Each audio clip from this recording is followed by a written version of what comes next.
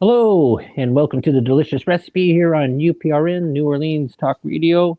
If you're watching us, you can be checking us out on YouTube, the UFO Gods and Extraterrestrials site, the UFO Paranormal Radio, UFO Paranormal Radio. That's done twice. We're also on Podbean, Spreaker, SoundCloud, all the other places there that podcasts are being played. And it's 8 p.m. on Eastern Time. This is Delicious Recipe. I'm your host, Adele. And I have on tonight there Lorilei again there. Say hi, Lorilei. Hi, Lorilei. I'm Lorilei Potvin. I'm Dell's other half. I'm also a host on UPRN here, Monday nights with the almost a delicious recipe with the Angel Rock. Thanks for having me, Dell. Yes, and I want to say a shout out there to Hey You and Kitty Pot there. They're watching the ones and twos as always to make sure that we don't have any technical problems like we did have last week there. But they're such a great crew. They work things out. So, anyways, like the delicious recipe is, I would say we throw everything in the pot and we see how it tastes at the end. It's just information. And if you find something, a little ingredient there that you find appealing to yourself, come up with your own recipe, do your own research, and maybe some of this information there is something you might have thought about, maybe didn't think about. Maybe there's some little tasty morsel in there that gets you thinking to go and look into things Not a little. a cooking show. That's correct. Yes, this is not a cooking show. This episode I called artificial eggs, and there is things out there, plant-based eggs that are not real eggs. And I've talked many times on here about Hi, eating Raymond. real, eating true is a lot healthier for you, and people can uh, think what they want to be out of there. I think natural is the way to go for most things there, and it's probably the most healthiest. Getting away from all those scientifically modified and food surfaces, food substances that are in there. We don't know what the detriment to that is to the human body, and the human body is an incredible machine that self corrects and makes things better. And it's it's amazing that we haven't even It's figured it out perfect. there. It's Yep. perfect.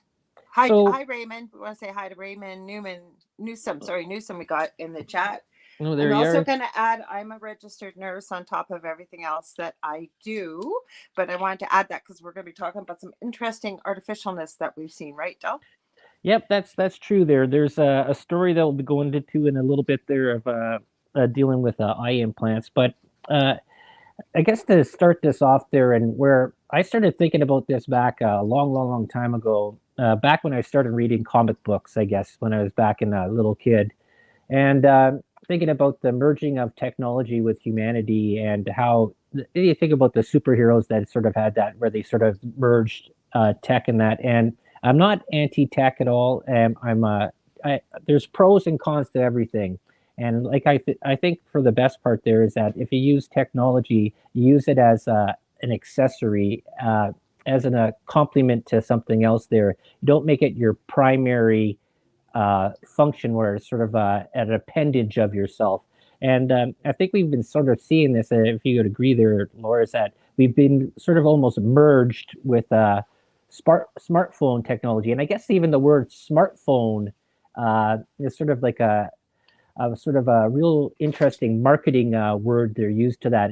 Before it was like the phone or the iPhone or the Samsung phone that, but now it's become the smartphone, the other brain, the other part that is around there. And you see how people, kids especially there today, have sort of glued that to themselves, and they've made it their primary uh, device that they have. And there's been many shows and stuff like that where they've gone and done and taken people away from technology where they've gone out into the bush and stuff like that. And the withdrawal amount, that dopamine rush that they're not getting from checking their emails and checking their Facebooks and Twitters and whatever they're all the rest of those social platforms, is that some people actually go into a real withdrawal.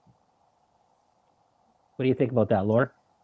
Well, I think that people are addicted, and it's not just smart TVs, it's smart technology, smart meters, which is, we could do a whole show on that. Smart TV, smart devices. Yes, and I've seen people that have actually been treated for, we can get addicted to just about anything, definitely get addicted to their phones. We are seeing that. I find it, well, we've noticed this. I said our generation, you being in your, well, 52 and I'm 57.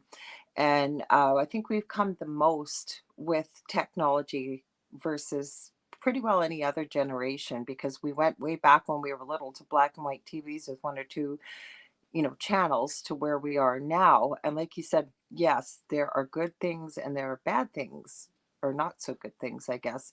But the problem is that society, I believe, is being geared towards moving into a techno age, the fourth industrial revolution, if you will. And, there, I'm going to go a little conspiracy theory. Don't like that word, but I like truth seeking. But they've even put it out in movies. There was that movie, please forgive me, can't remember the name of it, was with Samuel L. Jackson, Colin Firth, where he was giving out free chips for your cell phone, and everybody Oh, the was lying. Go ahead. yeah, the Kingsman. Yeah. I thought it was the Kingsman. Okay. I didn't want to get the title wrong. And, everybody was lining up. And that we could definitely see that happening in this day and age. But the problem with technology is it's very easy to monitor humanity, I believe, with technology, which takes away privacy, which I believe is a real right. Yep, that's Hmm. exactly true. There was actually sort of a mention there when the trucker convoy happened in Canada, with people that were traveling across the border, and because we were going through the pandemic there at the time, and there's this digital tracking. This is a thing with face recognition there too as well, and that's been Hmm. being done in China, and that also moved over here into North America and in European countries. Just even on this iPhone 12, just to turn on my phone, if you don't use the code, it just does facial recognition to turn on the Hmm. phone, right? You don't even You have to pretty hit well anything. need it. You pretty well need it now, Yeah, compared to before you had a choice. You got to yeah, use, and before that, it didn't last long. They would get you to use your fingerprint. correct. And I hadn't thought about this till we've talked about it off air. So now you've got your face, they've got your fingerprint, right? Yeah, And it's a little bit off topic, but not really. Um, we see this chromosomal analogy of checking out what your DNA is, what your, historical, who you are, basically, what kind of nationality and what percentage. And there was all these guarantees that this was private, that DNA will never be used, it's just strictly yours, blah blah blah blah blah. Well, lo and behold, and I'm seeing it more and more and more. Now, it's been, again, there's positives and negatives. Those are now being put into open source, these DNA profiles, and they're they're solving cold cases and things like this using that DNA, and it comes from usually relatives that have submitted it. Then people think that it's secure, right? Because nobody reads the fine print, I find. yes, that is true. But getting back on the part of this topic that we're talking here today, it almost comes into this part of transhumanism, where it's the melding of Yes. technology with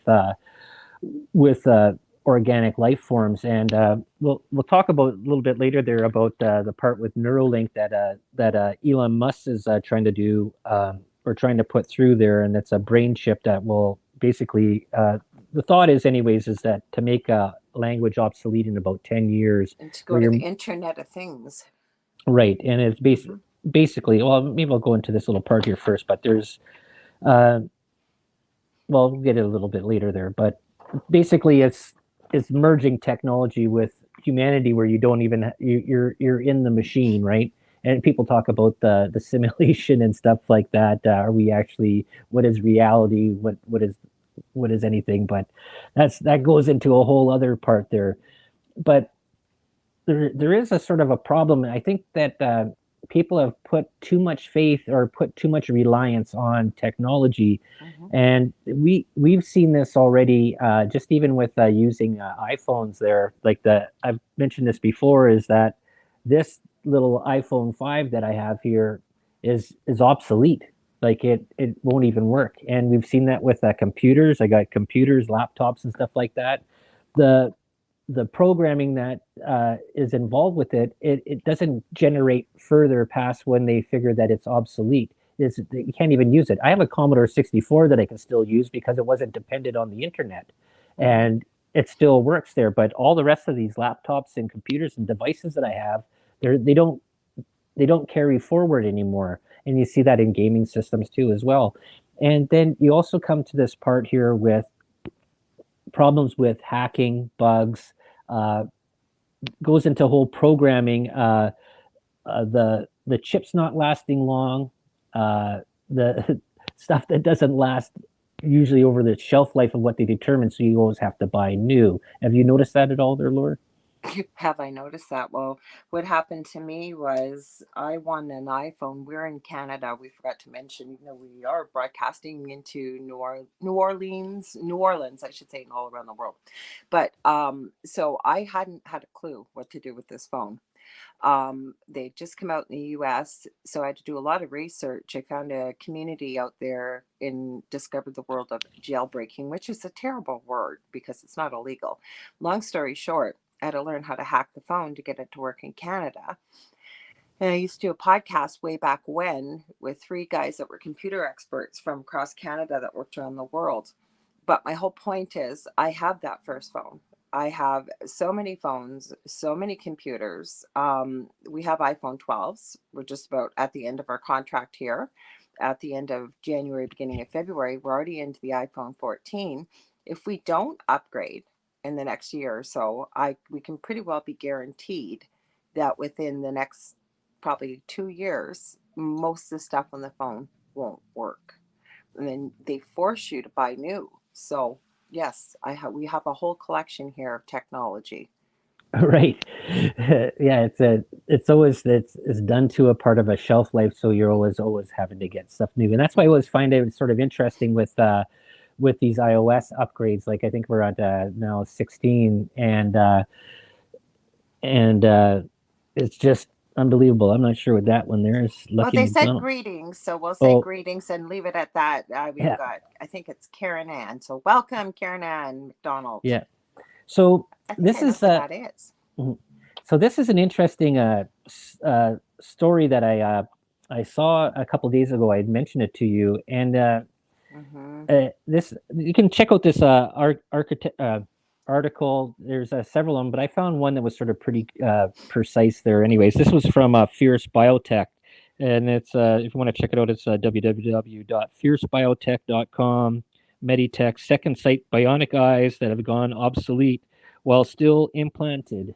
So this is the story came up, and it was about this guy named Ross Doer. Uh, and this happened, I believe, in 2020. Mm-hmm. And I'll go into a little bit about what this company had done. Is he had he believe he was traveling. He'd gotten out of the off the plane in through the airport, and he's about leaving. And he had an ocular implant because he was blind, and this was allowing him to see. And as he was leaving the airport, his eyes went out. Right, he's back to being blind again, can't see. Okay, so what ended up happening here, and I'll just read part of this article here.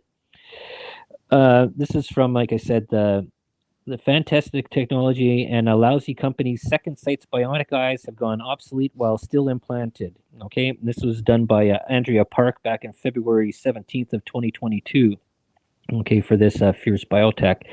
So let me just read this very quickly for you guys out there. So most new medical devices are designated to make their users' day-to-day lives easier. But what happens when those devices are subtly cut off from an initially promised level of support and technical upgrades? Okay. Second Sight began phasing out the Argus 2 in 2019. I believe that's the implant.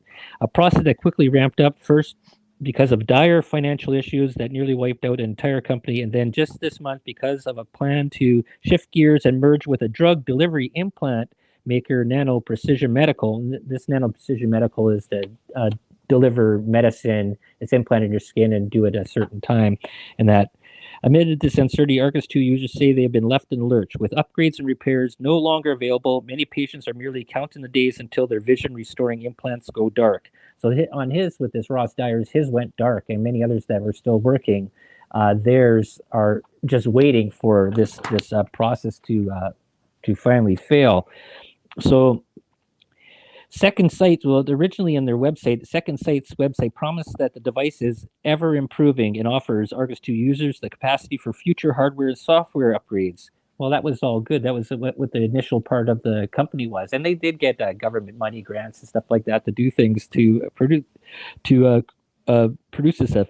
According to the Spectrum report, however, it stopped offering upgrades in March of 2020 when it announced that more than 80 of its 108 employees were being laid off ahead in an orderly wind down of the company's operations.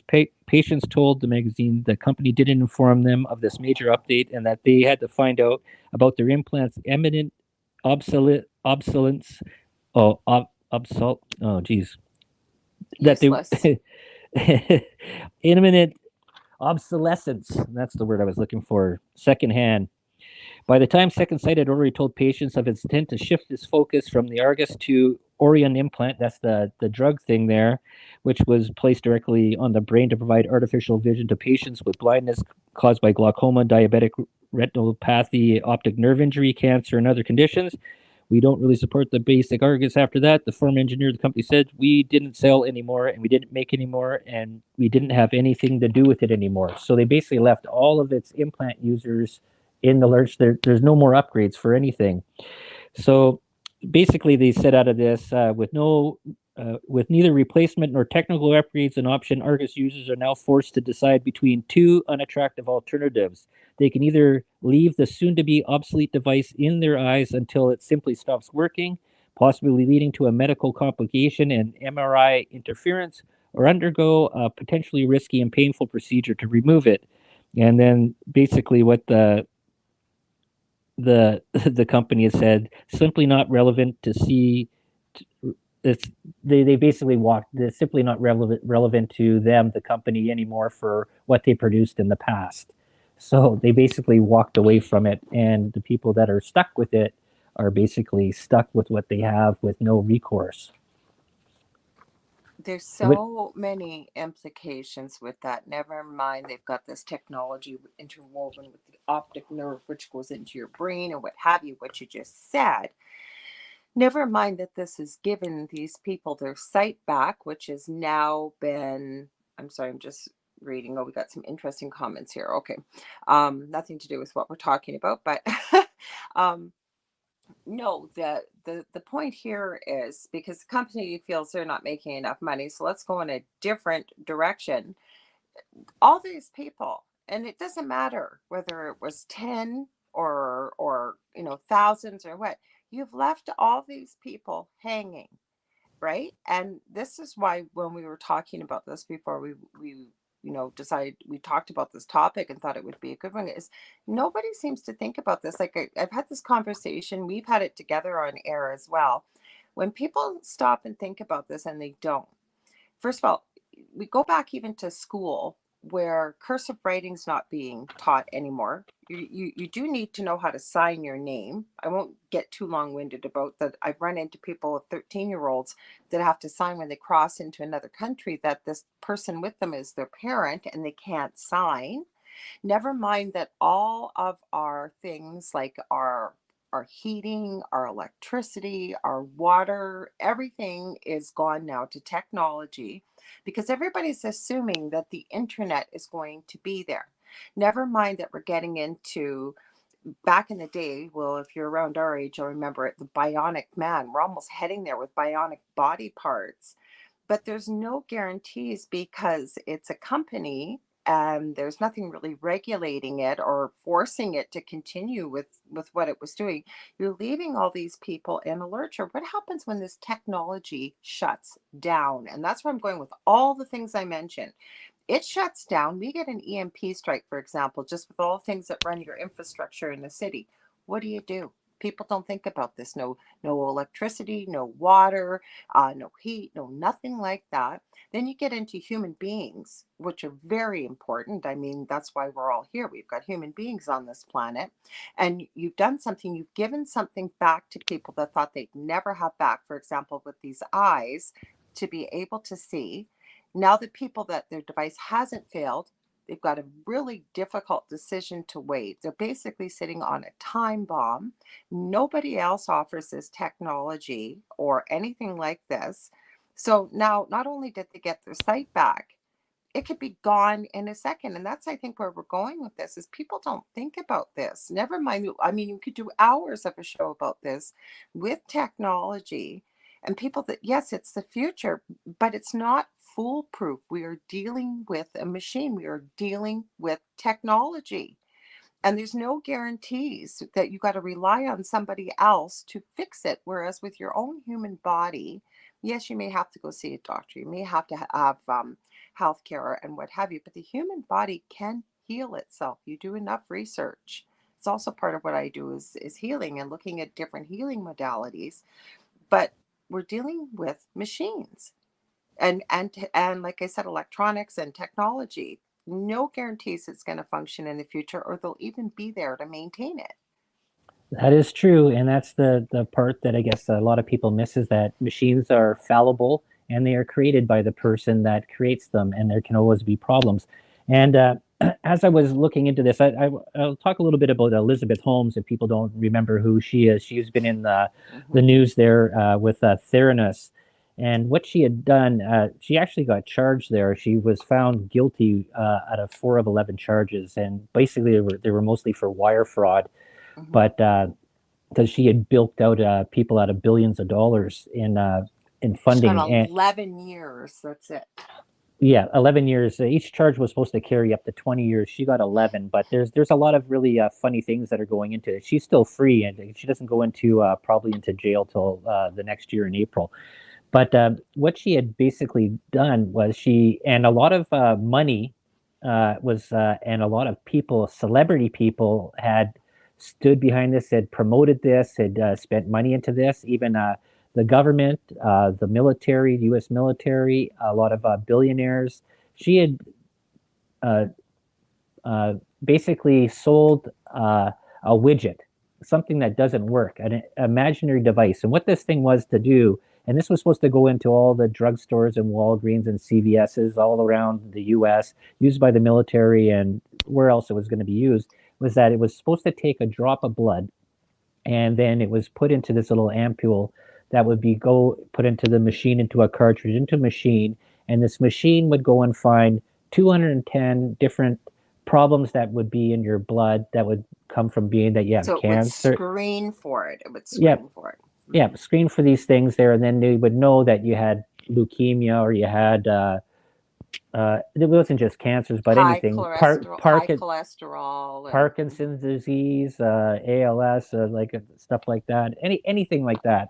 There was whatever the 210 different things were, and she was ended up being called out. And one of the, I guess, the head doctors, I just watched a little update on this again there today, is that what she was promising was medically and technologically at this in time impossible, and she made billions of dollars in investments and stuff like that. And I don't even know how much she ended up having to pay back. I don't even know if she even paid back anything. But it was a really sort of interesting sort of story there. And this comes into these other devices. And this is another one if you want to check people out there on the internet.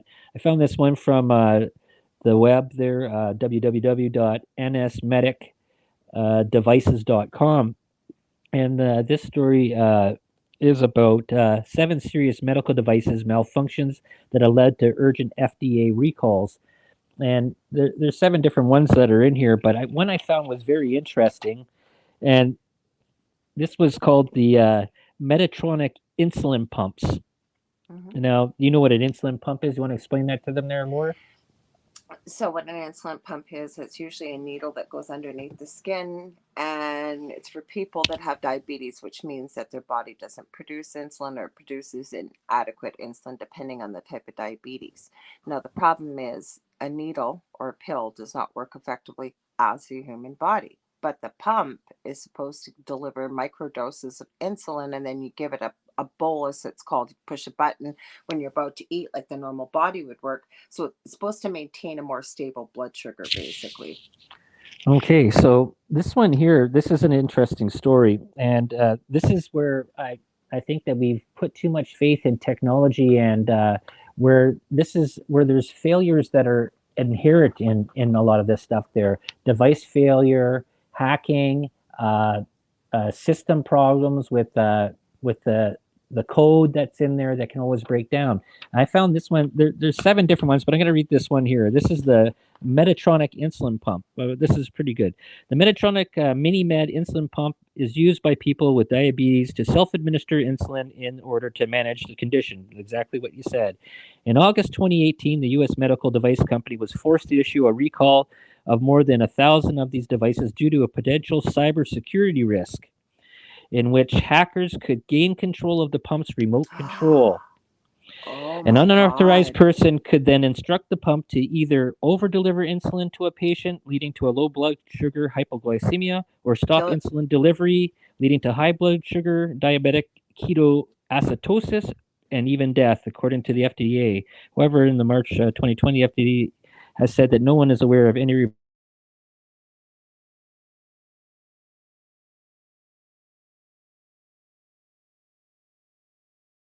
Are we back? Guys, sorry what's going on here. I apologize. Okay. Are we back? Because Yeah, the pictures there. Just I could still hear you there, but I'm not we sure. kicked So, right out. Okay, go oh, ahead. Sorry. okay. So, anyways, that the FDA said that they were unaware of any these devices being hacked to their knowledge at that time because the remote hookup there, the remote controller, was an optional addition to this device, right?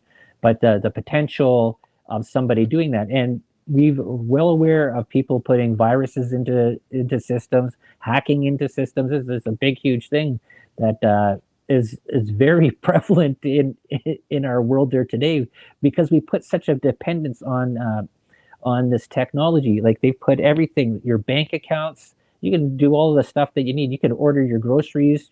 You can do all your banking. You can order a car. You can buy a car. You could. Yeah, but look at Alexa. Look at Alexa. Like we had one. Yep. I won't. We don't have it connected in any way, shape, or form. And we're not paranoid. Yep. We've had some crazy few things happen with it, but I encourage people to take a look. Take a look out there. Do a search. Check Hmm. out some of the things that have happened with people's Alexas that are crazy. Some of them very frightening, including security cameras being hacked, and there's been people peering in on small children and being able to speak, hack right into the security camera, scare the heck out of a lot of kids, almost like another form of voyeurism, if you will. Yep. I do want to stop just for 1 second. I want to apologize to Vulpical Astrology. Sorry, while Dell was talking, I reread your question because I said people are chatting, but not much to do with the discussion. You did. This was a comment that you made towards the beginning of the conversation, and I apologize because what they said was just egg. I ate that product a lot. So you were referring to the foods that we were talking about. So I want to apologize to you about that. Sure. Okay. Let me get that out of the way. Okay. No, well, they're Yeah. supporting the No. show, so I don't Yeah. want them to feel Exactly. not heard. No. Yep. That's good. Um, but there is other devices here too, and this is like I just said. If I didn't get cut off there when it sort of timed out there, is that there's a lot of things. I don't think we're at this point there where we can fully just give ourselves away to technology and to allow this stuff to be in there. I think there's still, we're still a far away. I think there's a lot of benefits to a lot of things that have happened there. Like you had that person that had no legs that ran in the Olympics there, and I guess there's some controversy with that too. There is when you have a spring steel on your legs.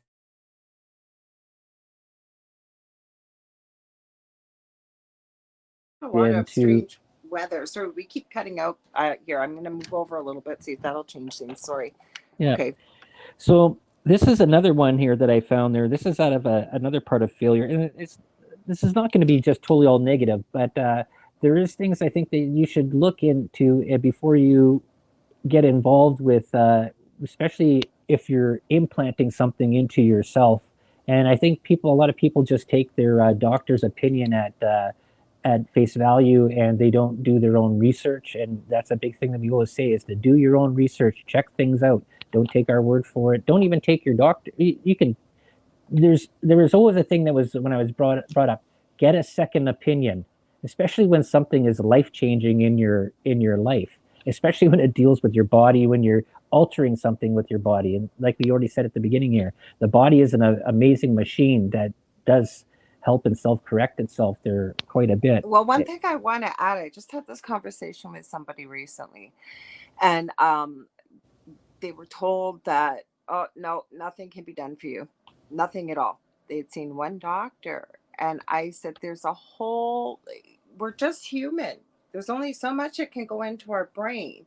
So you could put a room full of doctors, for example, and have a conversation, say, about this person's case. There, I guarantee you there will be a doctor in there that will probably know of a new technique or a different treatment protocol, versus just one person telling you, no, nothing can be done or Mhm. whatever. And I'm not knocking the medical profession. I was part of it. I'm off of the back injury, but my point is that that's why it's so important to take a look at the whole picture. Look around, look and see, what did we do in the day and age before we had all these modern medicine advances? People lived, people got treated. Take a look. Is there like, and I do this with our own family, Dell, and no, I'm not trying to play doctor here. And I come from a big pharma background, and there's a place for everything. And I think that's what we're trying to say here. But I look and see, is there something natural? Is there another alternative? Is there something else we could try before necessarily always going towards either cutting it or taking a pill for it, is what I'm trying to say. And I think it goes along with technology here as well. Yeah, for Hmm. sure. And here's another one that I found that was sort of interesting here. It's called the Edwards Life Sciences Monitoring Platforms.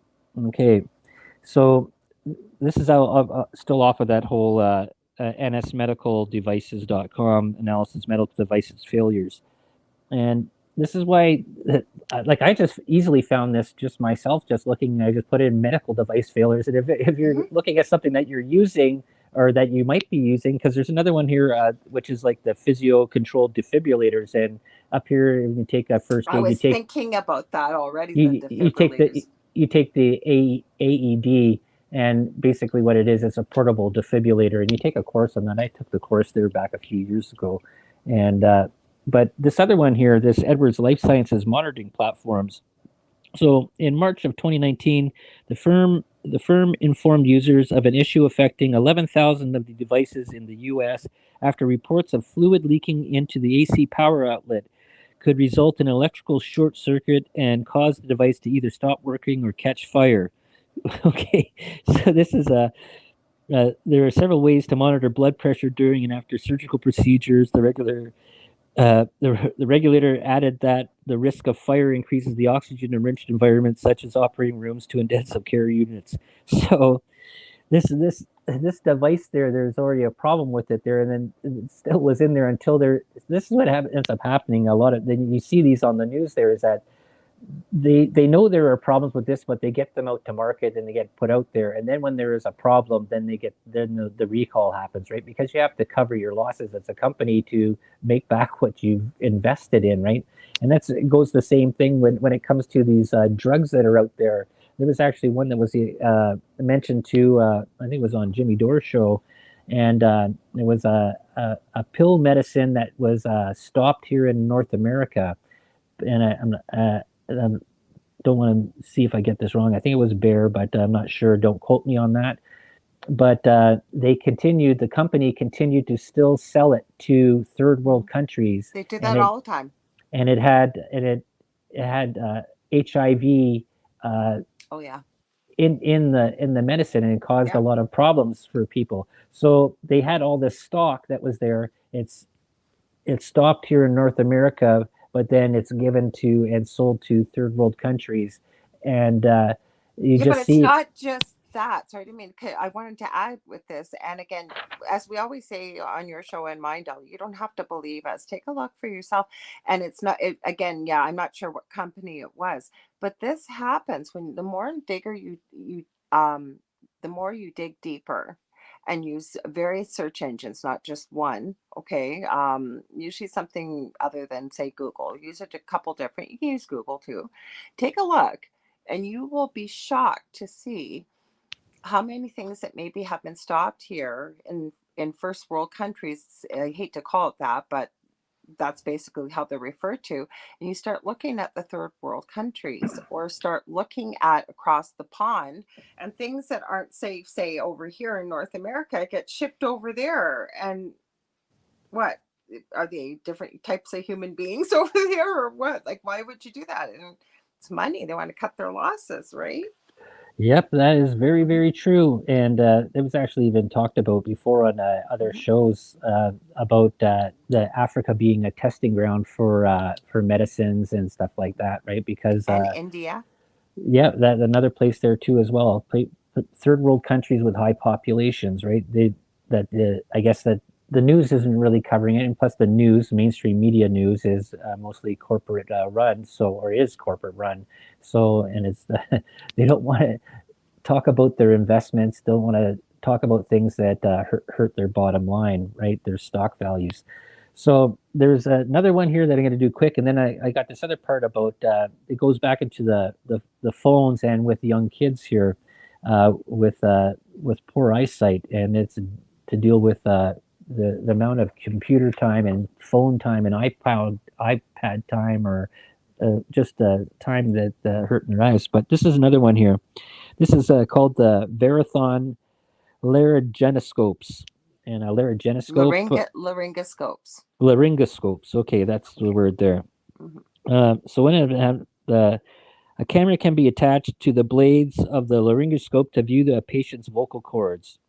A Hmm. disrupted or unstable video image could lead to delayed tracheal tube insertion, intubulation failure, and other serious adverse health consequences, including low levels of oxygen in the blood, hypoxemia, and organ damage or death, according to the You should let FDA. me read that one with all the medical terminology in there. Yeah, So only low oxygen that can damage the vocal cords. They could perforate the trachea. There is all kinds of things they could do if that was not functioning properly. That right. what exactly what they're talking about. Right, and that's the thing is that the technology isn't at the part that it can keep up to current real-time events as things are being put in, and it, they don't find this out till later on, till there's actually a problem, right?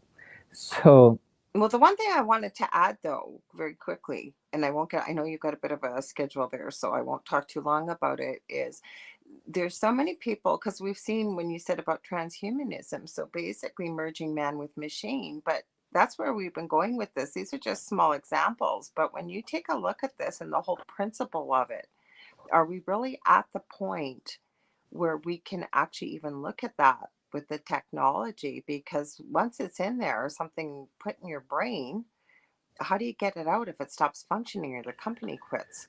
yeah, that's it. And this goes into that part that I mentioned before about Elon Musk says Neuralink brain chip will make language obsolete in 10 years. In this article, this was off of the Design Boom Technology Elon Can you Musk Neuralink. imagine if they say that makes that language obsolete? So that would mean that you're communicating with your brain and what have you.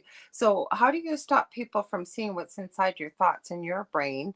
Can you see where I'm going with this? Like, we already have problems just with viruses and hacking and all kinds of things with computers. Can you imagine if people can do that with your brain? Yeah, yeah. Hmm. I remember what was that Hitchhiker's Guide to the Galaxy. And I Hmm. remember the one thing there is that at the very beginning, the universal translator, and there was like this little worm or bug or something that looked like this cute little thing, and he pops in the guy's head there, and I guess it attaches to the back of his cerebral cortex there, and it's a universal Oh, translator, and so he can understand every single universal language all through everywhere. Right? That was the thing. If people remember the movie Hitchhiker's Guide to the Galaxy, but this is sort of thing there. When discussing the possibility of universal language, must state it. I think in principle, you would be able to communicate very quickly with a far more precision language. I'm not sure what would happen to language, but in the situation like thought, it'd be kind of like the Matrix. You want to speak a different language, no problem. Just download the program, that's right? the Internet of Things. Yes. Right. Hmm. So the other part here must emphasize that the first few Neuralink iterations will be focused on trying to solve brain injuries. It's not going to sneak up on you. This will be take a while, said Musk about the possibility of communicating through the mind. However, when asked how many years it would be before you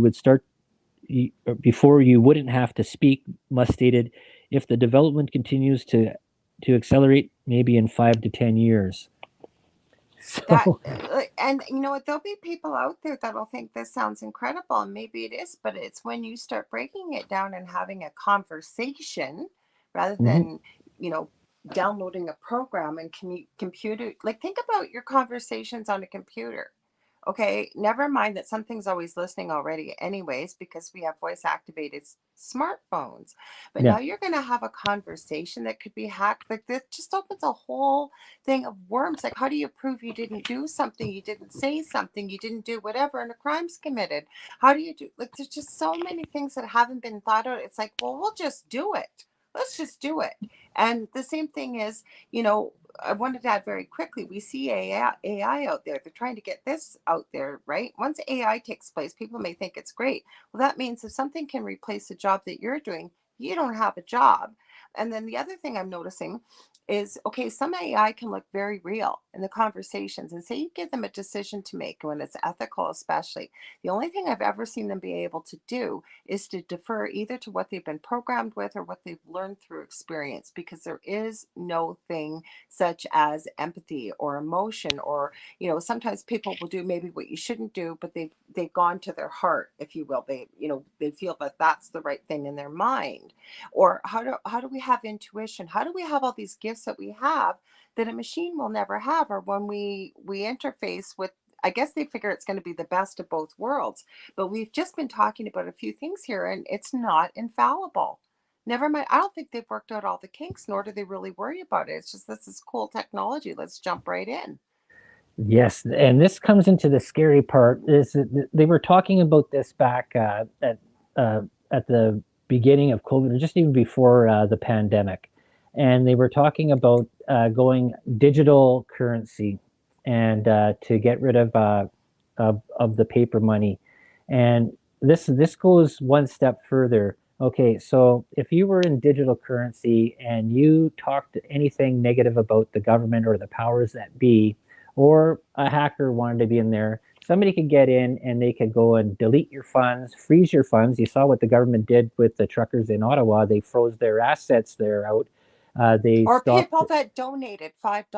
right, they stopped their PayPal, they stopped They PayPal locked their accounts. bank accounts. Right. So they can go and do this. So anything that you do, this is why I think this is a very dangerous, slippery slope that we're sort of heading towards, putting all our faith into digital, putting on that you don't use a card anymore, going into the bank, or use just your phone from home, and somebody can easily just break into this thing there and hack into this. And we, like we said there already before, is that hacking is a thing. It's an actual real thing. So, and the amount of disruption that it can do, and you can figure that the government, and they've done and talked about this in movies, but this is actually quite possibly a thing there too, is that somebody can go in and they can remove you out of the system. They can remove your social insurance number.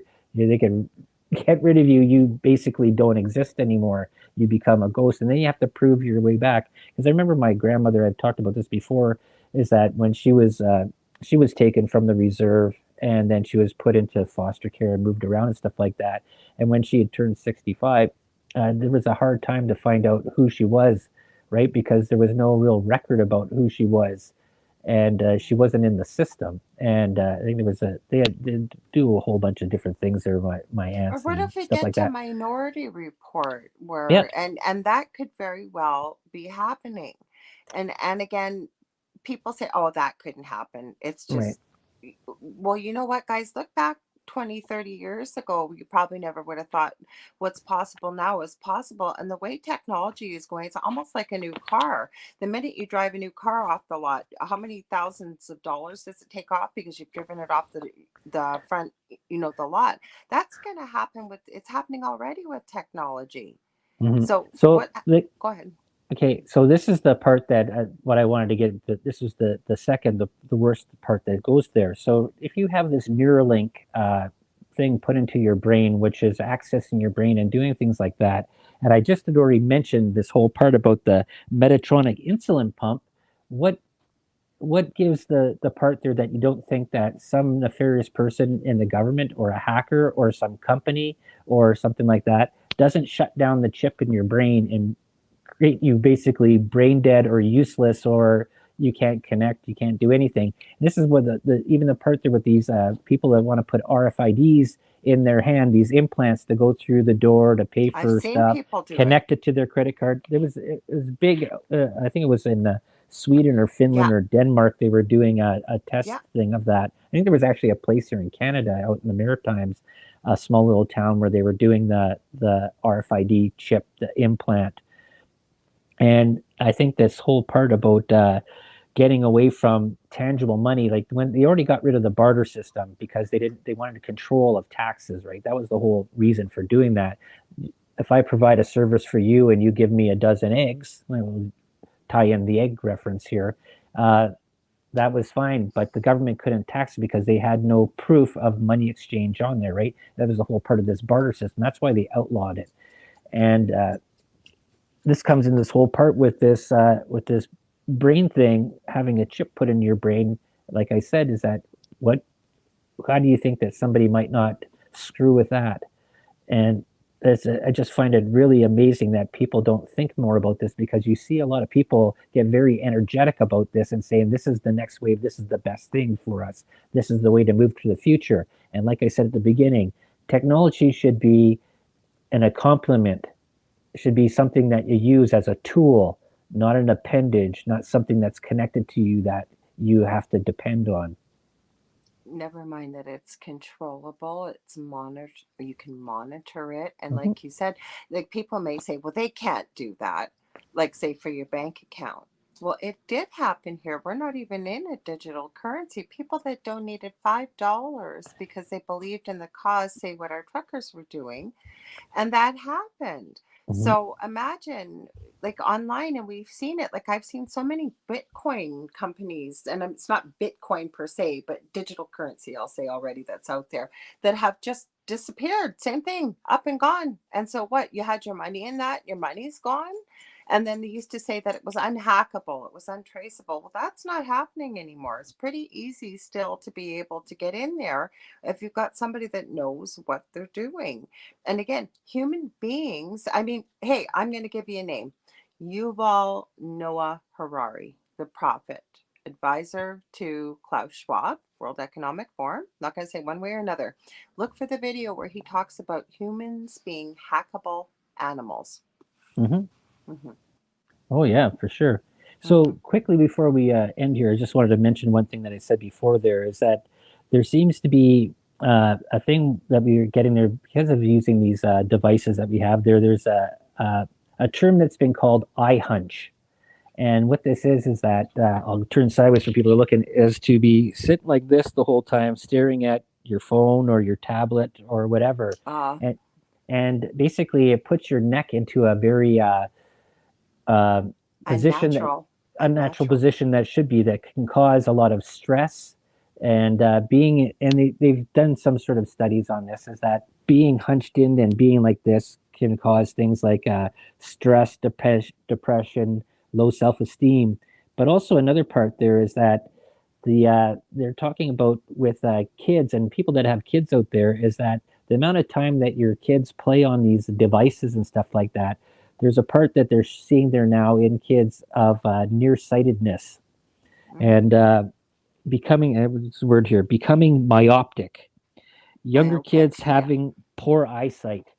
And they're seeing this more and more an increase. I think they said between the ages of 3 to 6, I think it's raised about 6%, and then from 6 to 10, 30% of kids having Wow. to wear glasses now because they are connected to this device that they're staring at constantly. And there's a thing there too about the anti-blue light or blue light that comes off of these devices, and that which can there's still stuff that's out there. They're looking more and more, the studies aren't done yet about how that is affecting uh, the pineal gland, the back of the eye, and causing kids to have poor eyesight.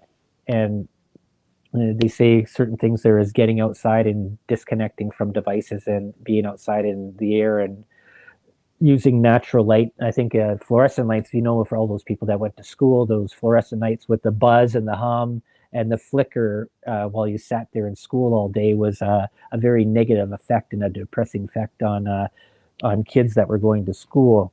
So I just want to end on that one little part there of this artificial egg that we talked about there today. So Lorilei, as we close out here, tell them about yourself and where they can find you. My name's Lorilei Potvin. I'm Dell's other half. I'm also a host on UPRN here on Monday nights with the Angel Rock from 6 to 8 p.m. Eastern Standard Time.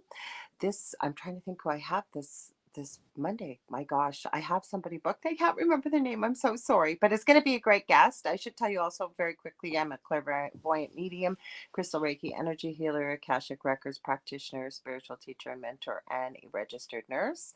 And if you ever want to get a hold of me, you got a guest idea, a guest suggestion, maybe you want to book a reading with me, healing session, I do mentoring, get a hold of me on the angelrock.com facebook.com / Angel Rock. And thanks for having me, Dell. Awesome. And this was the artificial egg, the delicious recipe. I'm your host, Adele. Thank you all for tuning in, and thank you, Laura Lee, for being on the show.